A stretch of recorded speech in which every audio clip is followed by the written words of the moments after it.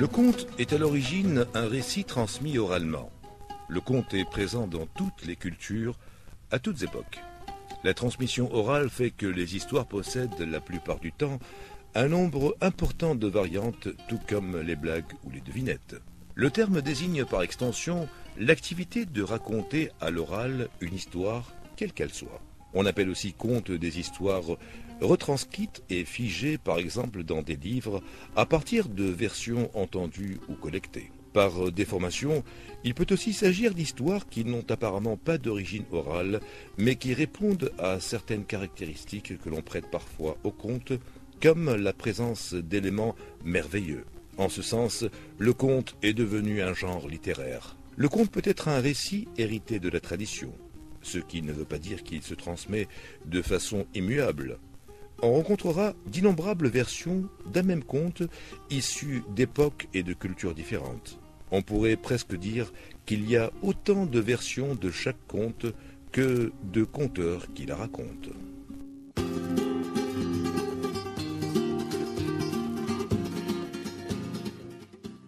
Le titre de notre conte d'aujourd'hui, l'arbre qui voulait rester nu. Il était une fois un arbre. Au beau milieu d'un verger, il était sorti de terre, petite pousse verte et fragile, se confondant avec les herbes alentour. Curieux de tout, il regarda bien vite le monde qui l'entourait, les fleurs qui s'ouvraient le matin et se refermaient le soir, les oiseaux qui sifflaient en sautant de branche en branche, le paysan qui venait tôt le matin cueillir les fruits des arbres, les graminées qui ondulaient sous la caresse des vents.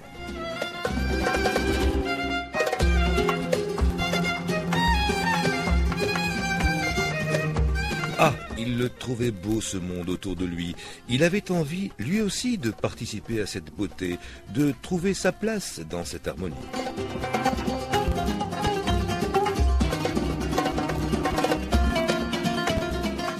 Une année s'écoula et, ayant grandi, il était devenu un petit rameau portant quelques tiges. Il se rendit compte qu'il n'était pas un brin d'herbe comme il l'avait cru tout d'abord, mais un arbre, et se mit à observer plus attentivement ces années.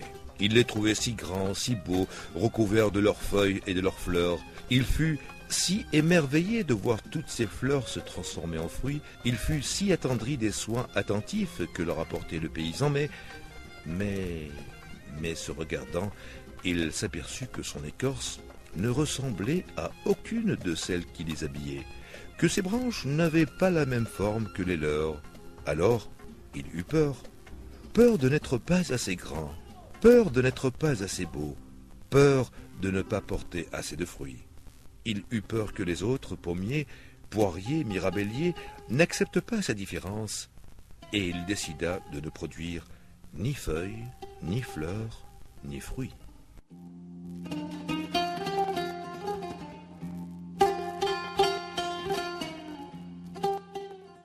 C'est ainsi que les années passèrent. À chaque printemps, son tronc s'épaississait, s'allongeait, de nouvelles branches poussaient, mais ni feuilles, ni fleurs, ni fruits.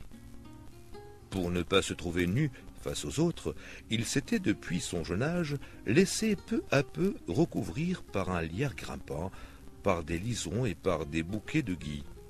Ne sachant à quoi il pourrait ressembler, il se couvrait d'une beauté qui n'était pas la sienne. Le jardinier, plus d'une fois, projeta de le couper pour en faire du bois de chauffage, mais trop occupé par ailleurs, il remit chaque fois cette tâche à plus tard. Un matin pourtant, il vint, armé d'une grande hache, et commença par couper le lierre qui enserrait l'arbre. Du lierre, il y en avait tellement que cela lui prit toute la journée, et qu'une fois de plus, il remit l'abattage à plus tard. Cette nuit-là, un petit ver parasite piqua le liseron qui en mourut aussitôt, et le lendemain, les oiseaux du ciel, apercevant le gui, vinrent le picorer.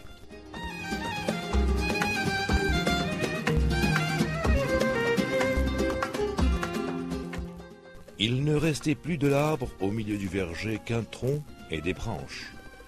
Il ne restait plus que l'arbre au milieu du verger.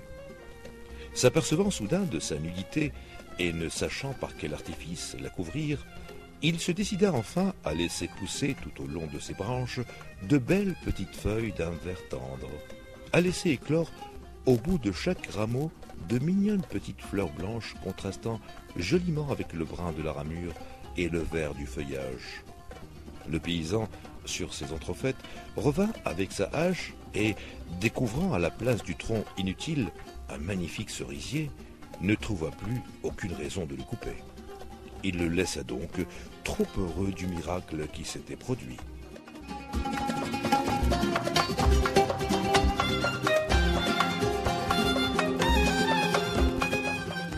Depuis ce jour, l'arbre vit heureux au milieu du verger. Il n'est pas comme les autres, ni plus beau, ni plus grand, mais tout aussi utile. Il a compris que ni la texture de l'écorce, ni le tracé des branches, ni la forme des feuilles, ni la couleur des fleurs n'ont d'importance. Seul importent les fruits qu'il porte et que nul autre que lui ne peut porter. Aussi, tous les ans, à la belle saison, les enfants du paysan viennent avec une échelle et, s'éparpillant dans sa ramure, se gavent de ses fruits et le réjouissent par leur rire. N'ayons pas peur des fruits que nous pourrions porter, car nul autre ne pourra les porter pour nous, mais chacun pourra s'en nourrir.